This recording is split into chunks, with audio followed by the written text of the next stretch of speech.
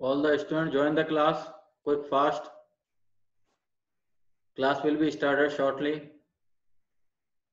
Doing it. Quick, fast.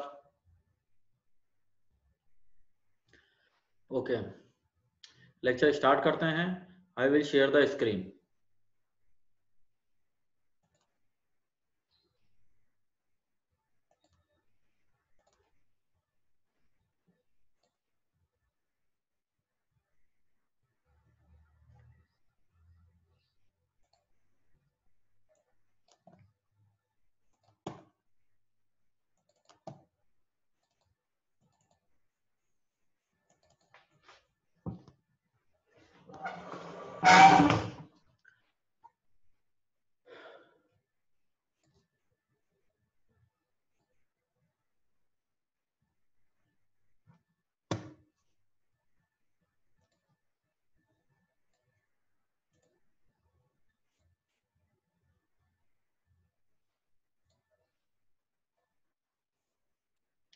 Okay. As in previous class, we have also discussed about the K-map simplification, how we can draw the K-map, how we can simplify the SOP form, POS form. SOP form is related to the mean term, POS form is related to max term. ठीक है. अब generally अपन जब के map plot करते हैं तो एक question बच्चों के दिमाग में आता ही है जनरली. वो आपने भी सोचा होगा कि जब जैसे अपन ए बी और सी डी जैसे प्लॉट करें 4 वेरिएबल का के मैप, तो ए बी को जैसे या सी डी को रिप्रेजेंट कर रहे हैं अपन 0 0 0 1 1 1 एंड 1 0. तो जनरल फॉर्मेशन जब अपन कॉम्बिनेशन बताते हैं 2 डिजिट्स का, तो कैसे लिखते हैं? 0 0 आएगा, फिर 0 1 आएगा, फिर 1 0 आएगा, फिर लास्ट में 1 1 आएगा. पर यहाँ पे अपन क्या कर रहे हैं, लास्ट में जो 1 1 है उसको थर्ड पोजीशन पे ले आए, और जो 1 0 थर्ड वाला था वो 1 0 पे चले गए. तो how and what is the purpose? That's why we have to use the particular changes in third and fourth combination point. तो इसके पीछे रीजन क्या रहेगा कि जब अपन इन चारों को सिंप्लीफाइड फॉर्म में लिखें, चारों पॉसिबल कॉम्बिनेशन को सिंप्लीफाइड फॉर्म में लिखें, जैसे 0 0 0 1 1 0 1 1, तो इस केस में अपन देखें तो कोई भी डिजिट कॉमन नहीं है. जैसे कोई भी डिजिट अपन देखें तो वो कॉमन नहीं आएगा. 2 को जैसे कंसीडर करें तो कोई कॉमन कॉम्बिनेशन नहीं निकलता उस केस में. तो उस और बेसिस और के मैप की अप्रोच क्या रहती है? That is working on the common digit approach. Common digit approach पर ही ये काम कर सकता है, काम करता है. तो उसके लिए अपन क्या है, जैसे इसमें देखा अपन ने 0 0 0 1 में लिया तो 0 0 कॉमन आउट आया. 0 1 के बाद अपन ने 1 1 लिया तो 1 1 कॉमन आउट आया. फिर 1 1 के बाद 1 0 लिया तो ये 1 1 कॉमन आउट आया. ठीक है. अब जैसे यहाँ 0 1 और 1 0 लें तो ये 0, ये 1 है, ये 1 है, ये 0, ये कॉमन ही नहीं निकला. तो इस चीज को अवॉइड करने के लिए जो अप्रोच अपन के मैप में काम लेंगे, that is known as the Gray code approach. जो एक्चुअली ये 0 0 0 0 1 1 1 और 1 0 जो पुट ऑन कर रहे हैं, ये एक्चुअली कैसे आया? ये ग्रे कोड फॉर्मेशन है. ग्रे कोड फॉर्मेशन से अपन इसको डेराइव कर रहे हैं. जैसे फॉर एग्जांपल 0 0 है, उसका ग्रे कोड निकालोगे तो 0 0 ही आएगा. 0 1 का ग्रे कोड निकालोगे 0 1 ही आएगा. 1 0 का ग्रे कोड निकालोगे तो क्या आएगा? 1 1. इसलिए यहाँ थर्ड पोजीशन को अपन क्या लिखते हैं? 1 1. Is it clear? 1 1 का ग्रे कोड निकालोगे तो 1 0 आएगा, इसलिए अपन यहाँ 1 0. फोर्थ पोजीशन को अपन क्या लिखते हैं? 1 0. और चूज क्यों करा अपन ने? चूज अपन ने इसलिए करा कि जिससे कॉमन डिजिट अप्रोच को जस्टिफाई कर सके. ठीक है ना? क्योंकि इस अगर सिंपल फॉर्मेशन में अपन लिख रहे हैं तो पहले और दूसरे में तो इसे 0 0 आ गया, पर दूसरे और तीसरे में कोई कॉमन नहीं. ये 0 है, ये 1 है, ये 1 है, ये 0, कोई कॉमन ही नहीं. इसलिए अपन ने कौन सी अप्रोच काम में ले ली? Gray code. ग्रे कोड लगाते क्या बना? ये दूसरा तो 0 1 था, थर्ड पे क्या गया? 1 1 आ गया.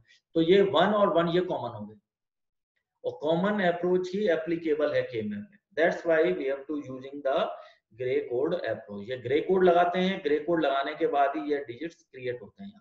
मतलब ये वाले 0 0 0 1 1 1 और 1 0 एक्चुअली कैसे जनरेट हुए? By using grey code approach. Is it clear?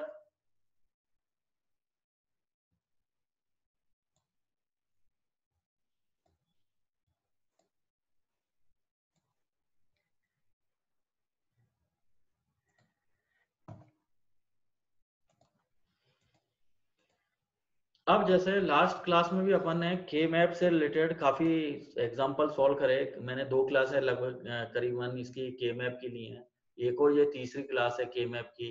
Actually के मैप एग्जाम के लिए बहुत इंपॉर्टेंट है। जनरली के मैप का क्वेश्चन आता ही है एग्जाम में, तो के map should be clear, the approach should be clear in your mind. So that's why we have to choose the maximum lecture to deliver the K-map simplification. Okay. तो ये इसलिए भी इम्पोर्टेंट है के मैप का। तो ये एक और लेक्चर है के मैप के रेस्पेक्टिव, जिसमें भी अपन जो न्यूमेरिकल है, सॉल्व एग्जाम्पल है, उनको सॉर्ट आउट करेंगे और समझेंगे उस चीज को। अब जैसे क्वेश्चन लिया अपन ने, फर्स्ट लिया example, simplify the logical function by using K map. K map का फंक्शन गिवन है, कितने वेरिएबल का फंक्शन है ये, A B C D, 4 variable का फंक्शन लिया। मीन टर्म कितने हैं, 1 2 3 4 5 6 7 8, 8 मीन टर्म है। पोजीशन या कॉम्बिनेशन मीन टर्म्स के क्या हैं, 2 3 8 10 11 12 14 एंड 15। एसओ स्मॉल एम में गिवन है, तो ये अंडरस्टूड है कि कौन सी फॉर्म रहेगी, एसओपी फॉर्म रहेगी। एसओपी फॉर्म एक्चुअली किससे रिलेटेड रहेगी, मीन टर्म से। मीन टर्म एक्चुअली किससे रिलेटेड रहता है, लॉजिक 1 से। तो जो जो पोजीशन अपने को गिवन है वहां अपने को क्या रख देना है, 1 पुट ऑन कर देना है। अब जैसे नेक्स्ट अप्रोच क्या है, अपन ने के मैप बनाया। के मैप कितने वेरिएबल का है, 4 वेरिएबल का। तो ए बी डाउनवर्ड में, सी डी अपवर्ड डायरेक्शन में। ए बी की पोजीशन अपन ने क्या रखी, 0 0 0 1 1 1 1 0। सी डी की वैल्यू अपन ने रखी 0 0 0 1 1 1 एंड 1 0। ब्लॉक को नंबर अलॉट करे, जैसे ए बी 0 0 है, सी डी 0 0 है, तो क्या बना ये 4 0 0 0 0 0। वैल्यू क्या आई, डेसिमल 0।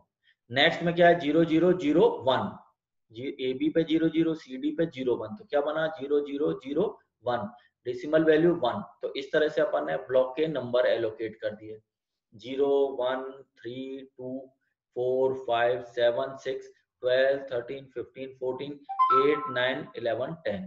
ये अपन ने ब्लॉक के नंबर एलोकेट कर दिए। अब अपने को क्वेश्चन में जो वैल्यू गिवन है वो उसको देखना है।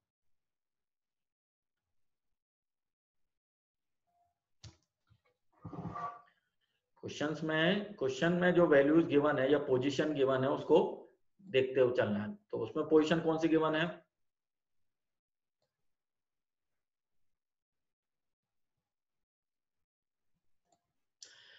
पोजीशन कौन सी है, 2 3 8 10 11 12 14 15। तो 2 पे क्या पुट ऑन करना है, 1। इस वाले केस में जैसे 2 पे क्या पुट ऑन करना है, 1। 3 पे 1 पुट ऑन करना है। नेक्स्ट अपने को 12 पे पुट ऑन करना है, 15 पे पुट ऑन करना है, 14 पे करना है, 8 पे पुट ऑन करना है, 11 पे करना है, 16 पे करना है। तो टोटल 1 अपन ने कितने पुट ऑन करे, 1 2 3 4 5 6 7 8, 8 1 पुट ऑन करें तो अल्टीमेटली कितनी मीन टर्म होंगी इसमें, 8 मीन टर्म है, 1 2 3 4 5 6 7 8। तो 8 अपन ने मीन टर्म इसमें पुट ऑन कर दी। ठीक है, पुट ऑन करने के बाद उसके कॉम्बिनेशन है। नेक्स्ट अप्रोच क्या रहती है कि कॉम्बिनेशन बनाने, फर्स्ट ट्राई क्या कॉम्बिनेशन करनी है, 16 की बनी। अगर 16 की नहीं बननी है तो किसकी ट्राई करनी है, 8 की ट्राई करनी है। 8 की ट्राई, 8 का भी नहीं बनता है तो अपने को 4 की ट्राई करनी है, और 4 के भी नहीं बनते तो फिर अपने को 2 के ग्रुप बनाने। इज इट क्लियर, मैं लास्ट क्लास में बता चुका हूँ। अब इस पीपीटी में एक और चीज देखना है कि एसओपी फॉर्म में अपन रिप्रेजेंटेशन कैसे लेते हैं, इस फॉर्म में। जैसे फर्स्ट सेक्शन, फर्स्ट ब्लॉक था जैसे 0 वाले ब्लॉक में ए बी भी 0 है, सी डी भी 0 है। तो अपन कैसे रिप्रेजेंट करते हैं, ए पे 0 ए बार, बी पे 0 बी बार, सी पे 0 सी बार, डी पे 0 D bar. But POS form में क्या है, इफेक्टिव क्या आंसर रहता है, लॉजिक 0, है ना। यहाँ पे लॉजिक क्या 1 रहेगा इफेक्टिव एसओपी फॉर्म में। पीओएस फॉर्म में क्या रहता है, इफेक्टिव कौन सा लॉजिक रहेगा, 0। तो यहाँ अपन कैसे रिप्रेजेंट करते हैं, 0 पे नॉन बार, है ना, ए की वैल्यू 0, बी की वैल्यू 0, सी की वैल्यू 0, डी की वैल्यू 0, पर 0 पे क्या रहेगा, ये नॉन बार। तो नॉन बार को कैसे लिखेंगे अपन, A plus B plus C plus D. ठीक है, तो ये दोनों के पीपीटी में दोनों को कंपेयर करके बताना है कि किस किस तरह से अपन एक्सप्रेशन लिख सकते हैं। एसओपी फॉर्म में तो एक्सप्रेशन इस तरह से आएगा, A bar B bar C bar D bar. POS form में लिखेंगे तो एक्सप्रेशन कैसे आएगा, A plus B plus C plus D. ठीक है, अब जो गिवन क्वेश्चन है उसको सॉल्व करते हैं। गिवन क्वेश्चन में अपन ने 1 पुट ऑन कर दिया, जहां मेन टर्म गिवन है अपने को उसके रेस्पेक्टिव प्लेसेस पे अपन ने 1 1 पुट ऑन कर दिया, और रिमेनिंग टर्म्स पे 0 0 रख दिया, क्योंकि ये अपन ऑलरेडी क्लास में पहले ही देख चुके हैं कि अगर जैसे इस एग्जांपल में 4 वेरिएबल है ना, 4 वेरिएबल है तो 2 की पावर 4 कितने कॉम्बिनेशन होंगे 16, ठीक है। 16 में से मीन टर्म कितनी आ गई अपने पास 1 2 3 4 5 6 7 8, 8 मीन टर्म है, तो मैक्स टर्म कितनी होंगी 8, मैक्स टर्म कितनी होंगी 8, 8 ही मीन टर्म है 8 ही मैक्स टर्म है, तो रिमेनिंग पे अपन ने जीरो रखे तो जीरो भी कितने होंगे 8 जीरो होंगे, 1 2 3 4 5 6 7 8, तो 8 ही तो मैक्स टर्म है और 8 ही इसमें मीन टर्म है जिसको अपन न्यूट्रल फंक्शन कहते हैं। लास्ट क्लास में बता चुका हूँ इसके बारे में, ठीक है। अब क्वेश्चन में सॉल्व किसके लिए वो करवा रहा है मीन टर्म के लिए, एसओपी फॉर्म के लिए सॉर्ट आउट करवा सॉल्व करवा है, तो अपन फोकस किस पे करेंगे 1 1 जहां पर ने प्लेस कर रखे उनके कॉम्बिनेशन बनाने हैं, ना कि 0 1 है। Is it clear? अब देखते हैं अपन कॉम्बिनेशन कैसे फॉर्म करे अपन ने। तो इसमें अपन ने 1 1 पुट ऑन करे तो 1 1 ये नीचे वाले जो सर्किल है, ये नीचे वाला जो सर्किल है, एक तो ये कॉम्बिनेशन बनेगा 4 का, कौन कौन से पोजीशन पे, ये 10 11 14 15 वाले सेक्शन ब्लॉक में है, तो एक कॉम्बिनेशन बना ये 4 का।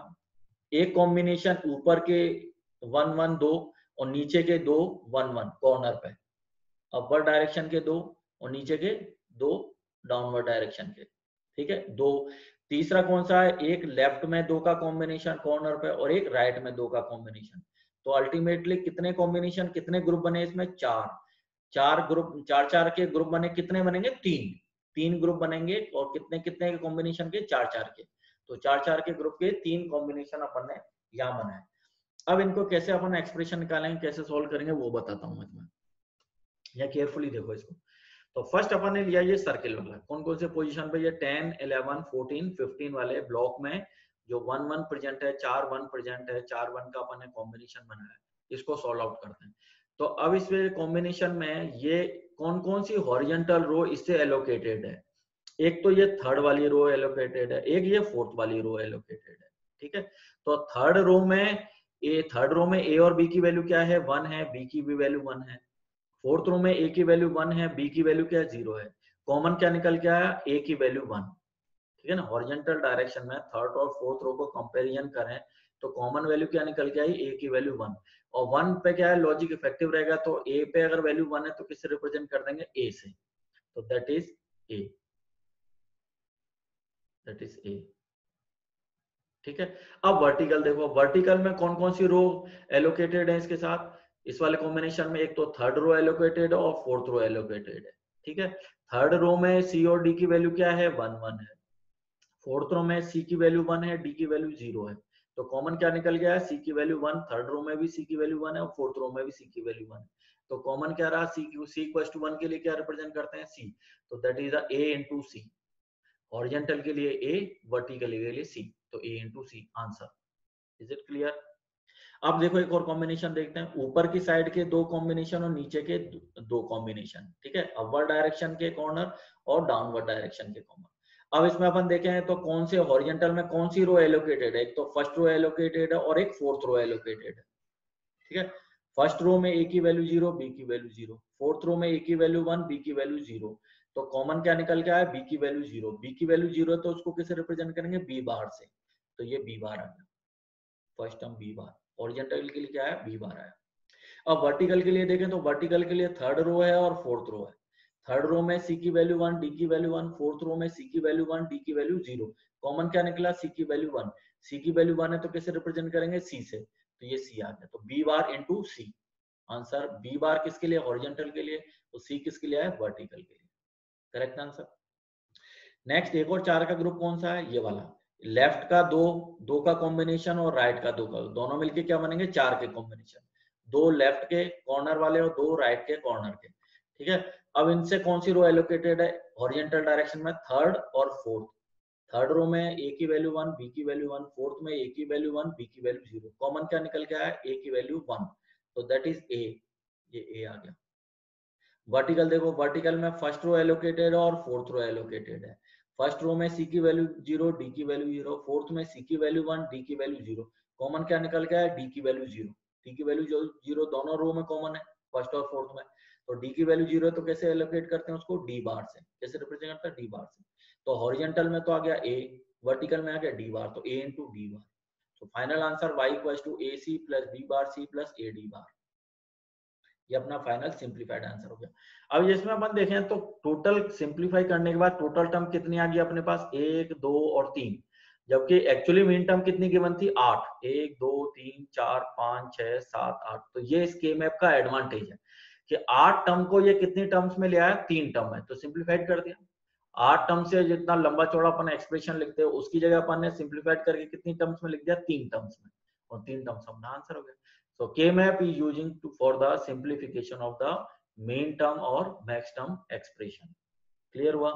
एक और एग्जांपल देखते हैं। जैसे next exam, simplify the following expression by using the K-map। कई बार क्या है एग्जाम में इस तरह से एक्सप्रेशन ये इस तरह से भी दे सकता है, डिजिट की फॉर्म में, समेशन m 2 3 8 10 11 12 इस फॉर्म में, और कई बार क्या एग्जाम में एक्सप्रेशन वाइज भी दे सकता है। फंक्शन को किस तरह से दे दिया, एक्सप्रेशन वाइज। अब इस फंक्शन में देखें कितने वेरिएबल हैं, 4 वेरिएबल हैं, ए बी सी डी, ठीक है, 4 वेरिएबल हैं। कितनी मीन टर्म है, 1 2 3 4 5 मीन टर्म है, ठीक है। 2 अगर 4 वेरिएबल हैं तो टोटल कॉम्बिनेशन कितने होंगे, 2 4 दैट इज 16। अब 16 में से अपन ने 1 2 3 4 5 अगर मीन टर्म है तो मैक्स टर्म कितनी होंगी, 11, है ना। दोनों का कॉम्बिनेशन टोटल कॉम्बिनेशन के बराबर होना चाहिए। तो 5 तो मीन टर्म है और 11 मैक्स टर्म होती है इसमें, ये समझने के लिए। अब जैसे क्वेश्चन में गिवन है ये मीन टर्म है, मीन टर्म में एक्चुअली किससे रिलेटेड है, sum of product, SOP, sum of product. तो ये प्रोडक्ट का इनका अपन ने सम कर रखा है बीच में एडिशन करके, तो कौन सी फॉर्मेशन है ये, एसओपी फॉर्म है। एसओपी फॉर्म है तो कौन सी टर्म आएंगी, मीन टर्म आएगी। अब इसमें समझने वाली चीज क्या है कि जब तक अपन फाइनल करेक्ट एक्सप्रेशन नहीं लाएंगे गिवन फंक्शन का, तब तक अपन उसको के मैप से सॉल्व नहीं कर सकते। अब करेक्ट फॉर्म क्या रहेगी कि ईच एंड एवरी टर्म्स में क्या होनी चाहिए कि चारों के चारों वेरिएबल प्रेजेंट होनी चाहिए।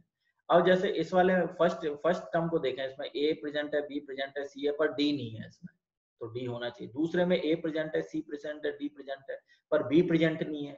तीसरे वाले में ए और बी प्रेजेंट है, पर सी और डी प्रेजेंट नहीं है। तो जब तक अपन इसकी एग्जैक्ट फॉर्म नहीं लाएंगे, करेक्ट फॉर्म नहीं लाएंगे जिसमें सारे के सारे वेरिएबल प्रेजेंट हो, तब तक अपन इसका सिंप्लीफिकेशन नहीं कर सकते। तो उसके लिए अपन क्या काम में लेते हैं, कैनोनिकल फॉर्म। और ये कैनोनिकल फॉर्म मैंने आपको लास्ट क्लास के एग्जांपल में समझा दिए थे कि अपन how we can generate a canonical form. अब कैनोनिकल फॉर्म के लिए क्या करेंगे, जैसे ए बार है, बी बार है, सी बार है, इसमें डी नहीं है, तो किससे मल्टीप्लाई कर दो इसको, डी प्लस डी बार से। डी प्लस डी बार की वैल्यू क्या रहेगी, 1 को इससे मल्टीप्लाई करोगे तो कोई फर्क नहीं पड़ेगा, ये ए बार बी बार सी बार ही आएगा। तो इसमें इसलिए अपन इससे मल्टीप्लाई करते हैं, इसमें डी प्लस डी बार से। दूसरी वाली टर्म में किससे मल्टीप्लाई करेंगे, बी प्लस बी बार से। तीसरी वाली टर्म में किससे मल्टीप्लाई करेंगे, C plus C bar and D plus D bar से। चौथी वाली टर्म में कोई जरूरत नहीं है, अपन चारों अवेलेबल हैं, ए बी और सी डी चारों ही हैं। लास्ट वाली पांचवी टर्म में ए बी सी गिवन है, डी गिवन नहीं है, तो किससे मल्टीप्लाई करेंगे, डी प्लस डी बार से। और इसको सॉल्व कर लिया इस तरह से। सॉल्व करने के बाद कितनी टर्म आ गई अपने पास, 1 2 3 4 5 6 7 8 9 10 टर्म आ गई। तो 10 कितनी होगी, 10 मीन टर्म हो गई। किस फॉर्म में लाए, कैनोनिकल फॉर्म। कैनोनिकल फॉर्म में मीन टर्म्स कितनी आएंगी, 10 आएंगी, जिसमें ईच एंड एवरी टर्म्स में चारों वेरिएबल प्रेजेंट है। अब इस कैनोनिकल फॉर्म आने के बाद ही अपन के मैप से सिंप्लीफिकेशन स्टार्ट करेंगे। क्लियर हुआ? अब जैसे इसमें ए bar B bar C bar D है ना। तो जैसे ए पे बार है, बी पे बार है, सी पे बार है, तो ये तीनों क्या हुआ, जीरो है। डी पे नॉन बार है तो ये 1 रहेगा, तो इसकी वैल्यू क्या आएगी, 0 0 0 1, 3 0 और 1। तो 0 0 1 की वैल्यू क्या आएगी, 0 0 0 1 की वैल्यू क्या रहती है डेसिमल में, 1। तो अपन ये वाले इसके रेस्पेक्टिव जो फर्स्ट टर्म है, ये वाली जो फर्स्ट टर्म है इसके रेस्पेक्टिव मीन टर्म है, मीन टर्म में लॉजिक 1 रहेगा, तो 1 को मैं कहां प्लेस करूंगा, 1 वाले ब्लॉक में। कैसे, ये 1 वाले ब्लॉक में, यहाँ पे ए और बी की वैल्यू क्या है, 0 0 है, सी और डी की वैल्यू क्या है, 0 1 है, तो ये 1 है अपने पास। ठीक है, वैल्यू क्या ली, समेशन है, मैं मीन टर्म की फॉर्म में भी लिख सकता हूँ, तो वैल्यू क्या आएगी, 1। अब दूसरा क्या था इसमें, ए bar B bar C bar D bar, ये चारों पे बार है, तो ये क्या है, 4 0 0 0 0 0। डेसिमल वैल्यू क्या रहेगी इसकी, 0, तो ये डेसिमल वैल्यू 0। तो अपन इस फॉर्म में लिख लो इसको, चाहे पहले 0 1 2 3 8 9 10 11 12 14 इस फॉर्म में लिखने के बाद कितनी मीन टर्म है ये, 1 2 3 4 5 6 7 8 9 10, कितनी टोटल टर्म है, 10 टर्म है। यहाँ भी 10 टर्म ही है, 10 टर्म ये टोटल 10 टर्म को अपन ने 10 जो टर्म्स गिवन है उनको अपन ने किस फॉर्म में लिख दिया है, पोजीशन वाली फॉर्म में, 0 position, first position, second, third, 8, 9, इस फॉर्म में रिप्रेजेंट करते हैं। इस फॉर्म में रिप्रेजेंट करने के बाद अपन किस तरह से ले सकते हैं इसको, के मैप फॉर्म में। के मैप में कितने 1 आएंगे इसमें, 10, 1 2 3 4 5 6 7 8 9 10, ये 10 पोजीशन पर अपन ने 1 प्लेस कर दिया according to the given minterm expression. ठीक है, इतना वर्क हो गया। नेक्स्ट अप्रोच क्या रहेगी, ग्रुपिंग बनाने की, अपन इसमें ग्रुप फॉर्म करें। नेक्स्ट अप्रोच क्या रहेगी के मैप के सिंप्लीफिकेशन की, to create the groups. Groups के लिए मैं पहले तुम्हें कंसेप्ट बता चुका हूँ। फर्स्ट ऑफ ऑल ट्राई करनी है 16 की ग्रुप की, आफ्टर दैट ट्राई करनी है 8 के ग्रुप की, और उसके बाद ग्रुप ट्राई करनी है 4 के ग्रुप्स की, 4 के ग्रुप बने, और उसके बाद लास्ट 4 के ग्रुप भी नहीं बनते तो 2 के ग्रुप की ट्राई करनी है। अब इस वाले क्वेश्चन में अपन देख रहे हैं कि 4 तो ऊपर 1 है और 4 नीचे 1 है ना। 4 ये ऊपर की साइड में 1 1 है और 4 नीचे की साइड में 1 1 है, तो दोनों का कॉम्बिनेशन बन जाएगा। तो दोनों के कॉम्बिनेशन कितने का बना, 8 का ग्रुप बना, है ना। इस क्वेश्चन में ग्रुप कितने का बनना, 8 का, 4 ऊपर और 4 नीचे, ठीक है। 4 अपवर्ड डायरेक्शन में, 4 डाउनवर्ड डायरेक्शन में, तो ग्रुप कितने का बना, 8 का। 8 4 1 का और 4 1 का, तो 8 का ग्रुप बना, ठीक है, कॉमन ग्रुप। और दूसरा क्या हो सकता है कि ये 1 और ये 1 बचा हुआ है, तो 2 इधर ले लिए लेफ्ट साइड के और 2 राइट हैंड साइड के कॉर्नर, तो ये 4 का ग्रुप बना, 2 इधर लेफ्ट में और 2 इधर राइट में। तो अल्टीमेटली इस क्वेश्चन में कितने ग्रुप बने, एक ग्रुप बनेगा 8 का और एक ग्रुप बनेगा 4 का। इज इट क्लियर, ठीक है। अब जैसे इस 8 वाले ग्रुप को देखें अपन, 8 वाले ग्रुप में क्या है, 4 ऊपर है अपवर्ड डायरेक्शन में, 4 डाउनवर्ड डायरेक्शन में। अब हॉरिजॉन्टल साइड में कौन सी रो इससे एलोकेटेड है, एक तो फर्स्ट रो एलोकेटेड है और एक फोर्थ रो एलोकेटेड है। फर्स्ट रो में ए की वैल्यू 0, बी की वैल्यू 0, फोर्थ रो में ए की वैल्यू 1, बी की वैल्यू 0। कॉमन क्या निकल के आया, बी की वैल्यू 0, तो बी की वैल्यू 0 को अपन किससे रिप्रेजेंट करते हैं, बी बार से, तो आंसर बी बार, ये बी बार है, ठीक है। अब वर्टिकल देखें तो फर्स्ट रो भी एलोकेटेड है, सेकंड भी एलोकेटेड है, थर्ड भी एलोकेटेड है, फोर्थ भी एलोकेटेड है। अब चारों को अपन एनालिसिस करें, 0 0 को, 0 1 को, 1 1 को और 1 0 को, तो चारों में कोई कॉमन है क्या, कोई कॉमन नहीं है, तो इसलिए वर्टिकल कुछ नहीं आएगा। केवल हॉरिजॉन्टल में बी की वैल्यू 0 है, वही कॉमन है, तो इसलिए आंसर क्या रहेगा, B bar, only B bar रहेगा आंसर, वर्टिकल में कोई कॉमन नहीं। क्लियर हुआ। अब नीचे वो जो 4 का ग्रुप है उसको देखते हैं। 4 का, 2 कॉर्नर के लेफ्ट साइड, 2 कॉर्नर के राइट साइड, रो कौन सी एलोकेटेड है, थर्ड रो एलोकेटेड है और फोर्थ रो एलोकेटेड है। थर्ड रो में ए की वैल्यू 1, बी की वैल्यू 1, फोर्थ रो में ए की वैल्यू 1, बी की वैल्यू 0, ठीक है। तो कौन से कॉमन निकला, ए की वैल्यू 1, दोनों में कॉमन है, हॉरिजॉन्टल में ए की वैल्यू 1 है तो किससे रिप्रेजेंट करेंगे, ए से, ये ए आ गया यहाँ पे, क्लियर। अब वर्टिकल डायरेक्शन में फर्स्ट और फोर्थ रो इससे एलोकेटेड है, इस कॉम्बिनेशन से, ग्रुप से। तो फर्स्ट रो में सी की वैल्यू 0, डी की वैल्यू 0, फोर्थ रो में सी की वैल्यू 1, डी की वैल्यू 0। कॉमन क्या निकल गया है, डी की वैल्यू 0। डी की वैल्यू 0 फर्स्ट में भी है और डी की वैल्यू 0 फोर्थ रो में भी है, तो डी की वैल्यू 0 को किससे रिप्रेजेंट करते हैं, डी बार से, ये डी बार है। तो ए तो आया हॉरिजॉन्टल के लिए, डी बार आया वर्टिकल से, दोनों का मल्टीप्लाई करके क्या है, A D bar. Final answer क्या हो गया, y equals to A D bar plus B bar, answer हो गया। तो अल्टीमेटली क्या हुआ, अब इस क्वेश्चन में देखें अपन, कितनी मीन टर्म थी, 10। 10 मीन टर्म को कैसे इसने सिंप्लीफाइड कर दिया, केवल 2 टर्म्स में, ए डी बार और बी बार में, तो सिंप्लीफिकेशन हो गया, अप्रोचेबल, एफिशिएंट है, एडवांटेज है इसका सिंप्लीफिकेशन का। पर सिंप्लीफिकेशन अपन ने किससे करा, bye using K map, K map से इसका सिंप्लीफिकेशन। क्लियर हुआ, ठीक है। एक और क्वेश्चन लेते हैं, एग्जांपल थर्ड। एग्जाम्पल थर्ड में अपन देख रहे हैं कि simplify the following function by using the के मैप। क्वेश्चन में गिवन है के मैप से सिंप्लीफिकेशन करना है क्वेश्चंस का, जिसमें 4 वेरिएबल हैं। 4 वेरिएबल में अपन ने लिए हैं A B C D, summation M, summation capital M. अब यहाँ थोड़ा सा ध्यान रखना है कि स्मॉल एम है कि कैपिटल एम है। कैपिटल एम जैसे मैं लास्ट क्लास में भी तुम्हें बता चुका हूँ, कैपिटल एम एक्चुअली किससे रिलेटेड रहेगी, मैक्स टर्म से। मैक्स टर्म किससे रिलेटेड रहेगा, पीओएस फॉर्म से। अभी जो ऊपर के 2 एग्जांपल थे वो किस फॉर्म में थे, एसओपी फॉर्म में। ये जो तीसरा एग्जांपल है किससे रिलेटेड है, पीओएस फॉर्म से, प्रोडक्ट ऑफ सम, है ना, मैक्स टर्म से रिलेटेड है, ठीक है। तो मैक्स टर्म की एक तो एक्सप्रेशन गिवन है एक्सप्रेस वो गिवन है कौन कौन से सेक्शन पे मैक्सिमम प्रेजेंट रहेगी, कौन कौन से ब्लॉक में, तो 1 3 4 6 8 9 11 13 15 और एक दे रखा है समेशन डी। डी एक्चुअली क्या रहेगा, don't care condition. Don't care कहाँ प्रेजेंट है, 0 पे प्रेजेंट है, 2 पे प्रेजेंट है और 14 पे प्रेजेंट है। तो इसके रेस्पेक्टिव अपने को के मैप प्लॉट करना है। अब जैसे इसमें मीन टर्म मैक्स टर्म देखो, जैसे 1 2 3 4 5 6 7 8 9 9 मैक्स टर्म है, 4 पैरामीटर है, तो टोटल कॉम्बिनेशन कितने होंगे, 2⁴ दैट इज 16। 16 में से मैक्स टर्म कितनी आ गई यहाँ पे, 1 2 3 4 5 6 7 8 9 9 इसमें मैक्स टर्म है, तो मीन टर्म कितनी रहेंगी इसमें 7।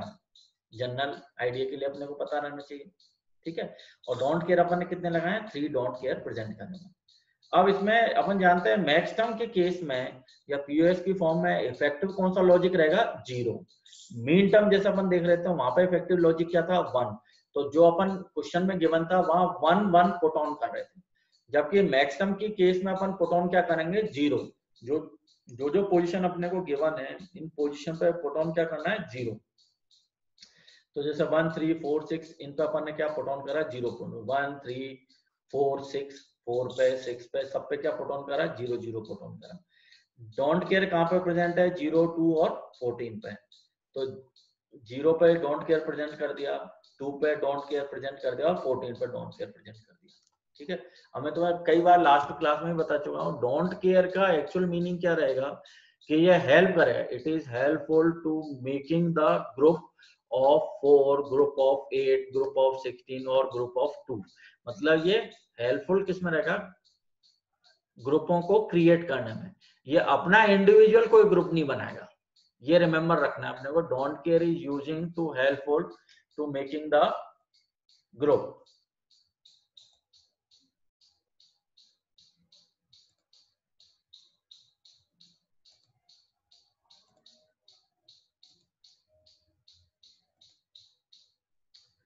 ओके अब यहाँ अपन अब जैसे अपन ने 0 0 पुट ऑन कर दिया, डी भी डोंट केयर कंडीशन भी अपन ने पुट ऑन कर दी। अब इसके बाद नेक्स्ट ऑब्जर्वेशन या नेक्स्ट अप्रोच क्या रहेगी कि ग्रुपिंग अपन कैसे डिजाइन करें। ग्रुप सबसे पहले ट्राई करना है 16 का ग्रुप बने, नेक्स्ट ट्राई करना है कि वो 8 का ग्रुप बने, उसके बाद भी ट्राई करना है तो कैसे ग्रुप करना है, ट्राई करना है अपने को कि 4 का ग्रुप बने, 4 का ग्रुप भी नहीं बनता तो 2 के ग्रुप की ट्राई करनी है। Is it clear. अब यहाँ अपन देख रहे हैं ऊपर जो 4 है, जैसे ऊपर वाले केस में क्या है, डोंट केयर है, 0 0 डोंट केयर, तो ऊपर ये 4 का ग्रुप बना, सबसे पहले अपन ने देखा ये 4 का ग्रुप बना, ठीक है। नीचे अपन ये 13 15 9 और 11 वाली पोजीशन में 4 0 है, तो ये 4 का ग्रुप बन गया, एक ये 4 का ग्रुप बन गया। दूसरा अपन ने क्या है, एक ये अदर लेफ्ट में ऊपर के कॉर्नर पकड़ा और राइट में 2 ऊपर के लिए, तो ये एक 4 का ग्रुप बन गया, ठीक है। एक अपन ने 8 और 9 पे है तो इसका ये 2 का ग्रुप बना दिया। अब जनरली बच्चे क्या करते हैं कि जैसे 8 और 9 पे 2 है ना, तो इसका 2 का ग्रुप बनाते हैं, ठीक है। पर ये अपने को मैं कई बार ये चीज रिपीट कर चुका हूँ कि we have to try the large number of group, larger quantity, larger portion of the group, मतलब 16 8 4 इस तरह के ग्रुप अपने को बनाने। अब बच्चे क्या जल्दबाजी में क्या करते हैं, इस 2 का ग्रुप बना देते, पर ऐसा नहीं करना। ये एक्चुअली यहाँ 4 का ग्रुप बन सकता है। कैसे बन सकता है, 2 नीचे के 8 और 9 वाले और 2 ऊपर के 0 और 1 वाले, तो ये भी तो बन सकता है 4 का ग्रुप। तो 2 का ग्रुप ना बना के अपने को कितने का ग्रुप बनाना है, यहाँ 4 का ग्रुप बनाना है। ये बच्चे सिली मिस्टेक्स करते हैं जनरली। इज इट क्लियर कि 2 ऊपर के जिसमें डोंट केयर और 0 है और 2 नीचे के 8 और 9 पे जहाँ पे 0 0, तो ये 4 का ग्रुप बनाना है, ना कि ये 8 और 9 के 2 का ग्रुप बनाना है, पहली चीज। दूसरी चीज क्या करते हैं कि यहाँ ये देखते हैं कि सर ये डोंट केयर तो छूट गया, इसका भी एक और ग्रुप बना दो। या तो डोंट केयर जैसे 14 और 15 का 2 का ग्रुप बना दो, या 14 और 6 का एक ग्रुप बना दो। नहीं, डोंट केयर केवल डोंट केयर के ग्रुप नहीं बनाने अपने को। अगर 0 और 1 जो मीन टर्म और मैक्स टर्म है उनके ग्रुप ही बनाने, और डोंट केयर उसमें केवल हेल्पफुल होगा। ऐसा नहीं कि डोंट केयर को कंसीडर करते हो उनके ग्रुप बनाने, डोंट केयर के ग्रुप को नहीं कंसीडर करना है। डोंट केयर तो केवल हेल्पफुल है कि जहाँ केवल 3 0 है तो एक डोंट केयर ऐड करके 4 का ग्रुप बना दो, या केवल एक ही 0 है और डोंट केयर है तो उसका 2 का ग्रुप बना दो। ऐसा नहीं कि डोंट केयर को इंक्लूड करना है, सर ये छूट गया तो इसको भी कंसीडर करो, इसका ग्रुप नहीं। अगर कोई 0 या 1 छूटा हुआ है तो उसको डोंट केयर को काम में लेना है। डोंट केयर का इंडिविजुअल ग्रुप बनाकर उसका एक्सप्रेशन नहीं निकालना है एग्जाम में। Is it clear? ठीक है। अब जैसा अपन कंसीडर करते हैं, जैसे 4 का ऊपर का ग्रुप 4 का ग्रुप है, इनको सॉल्व देखते हैं अपन आंसर फाइनल एक्सप्रेशन निकालने के लिए। फाइनल एक्सप्रेशन निकालें तो हॉरिजॉन्टल में कौन सी रो एलोकेटेड है? इसकी फर्स्ट रो। यहाँ ए की वैल्यू 0 है, बी की वैल्यू 0 है। अब इसमें पीओएस फॉर्म में या मैक्स टर्म में इफेक्टिव क्या रहेगा? लॉजिक 0। तो 0 पे क्या आएगा? ये नॉन बार कंडीशन आएगी। 0 पे क्या आएगी? या नॉन बार। जबकि मेन टर्म पे 0 वाली जो थी वो बार से रिप्रेजेंट कर रहे थे। ठीक है, इस केस में अपन इसको नॉन बार से कंसीडर करेंगे। So in this case A horizontal case में क्या है? ए की वैल्यू 0, बी की वैल्यू 0, और वर्टिकल केस में चारों रोज आ रही हैं, चारों कॉलम अपन कंसीडर कर रहे हैं, तो चारों उनको कंसीडर करेंगे तो कोई भी कॉमन नहीं आएगा। हॉरिजॉन्टल केस में केवल ए की वैल्यू 0, बी की वैल्यू 0, तो कैसे रिप्रेजेंट करेंगे? नॉन जीरो टर्म से। नॉन जीरो टर्म को कैसे लिखते हैं अपन? यहाँ ए प्लस बी। क्लियर हुआ? अब दूसरा ग्रुप देखें, जैसे ये वाला 4 का ग्रुप लिया अपन ने, ये वाले 4 का ग्रुप। इस 4 वाले ग्रुप में कौन कौन सी हॉरिजॉन्टल रो एलोकेटेड है? तो थर्ड रो और फोर्थ रो। थर्ड रो में ए की वैल्यू 1, बी की वैल्यू 1 है ना। फोर्थ रो में ए की वैल्यू 1, बी की वैल्यू 0। ठीक है, अब कौन सा कॉमन निकल गया? ए की वैल्यू 1। अब यहाँ 1 है तो वो बार में आएगा, तो बार से कैसे लिख दिया अपन? ए बार में। वर्टिकल में देखें तो सेकंड और फोर्थ कॉलम, सेकंड कॉलम और फोर्थ कॉलम इसे एलोकेटेड हो रहा है। तो सेकंड वाले कॉलम में सी की वैल्यू 0, डी की वैल्यू 1। थर्ड वाले में सी की वैल्यू 1 और डी की वैल्यू 1। कॉमन क्या निकल गया? डी की वैल्यू 1 थर्ड और फोर्थ कॉलम में कॉमन आ रहा है। तो 1 है तो उसको अपन किससे? बार से रिप्रेजेंट करेंगे, तो ये डी बार लगेगा। तो ए बार प्लस डी बार। नेक्स्ट और लें अपन, जैसे 2 नीचे के लिए और 2 ऊपर की साइड में लिए। हॉरिजॉन्टल में क्या है? फर्स्ट और फोर्थ रो कॉमन है। फर्स्ट और फोर्थ में कॉमन क्या आ रहा है? बी की वैल्यू 0, तो बी की वैल्यू 0 तो किससे रिप्रेजेंट करेंगे? बी से। ये बी आ गया। वर्टिकल में कौन सी कॉलम है? फर्स्ट और सेकंड। फर्स्ट और सेकंड में कॉमन क्या निकल के आ रहा है? सी की वैल्यू 0। दोनों में फर्स्ट और सेकंड कॉलम में सी की वैल्यू 0 कॉमन आ रहा है। सी की वैल्यू 0 तो किससे रिप्रेजेंट करेंगे? सी से, तो बी प्लस सी। आंसर है बी प्लस सी। नेक्स्ट एक ऊपर का लेफ्ट का 2 का कॉम्बिनेशन और राइट का 2 का कॉम्बिनेशन। इस केस में हॉरिजॉन्टल कौन सा कॉम्बिनेशन निकला? हॉरिजॉन्टल में फर्स्ट रो और सेकंड रो है। कॉमन क्या है? ए की वैल्यू 0, तो ए की वैल्यू 0 किससे रिप्रेजेंट करेंगे? ए से। ये ए आ गया। वर्टिकल में कौन सा? फर्स्ट और फोर्थ कॉलम। फर्स्ट में क्या है? सी की वैल्यू 0, डी की वैल्यू 0। फोर्थ में क्या है? सी की वैल्यू 1, डी की वैल्यू 0।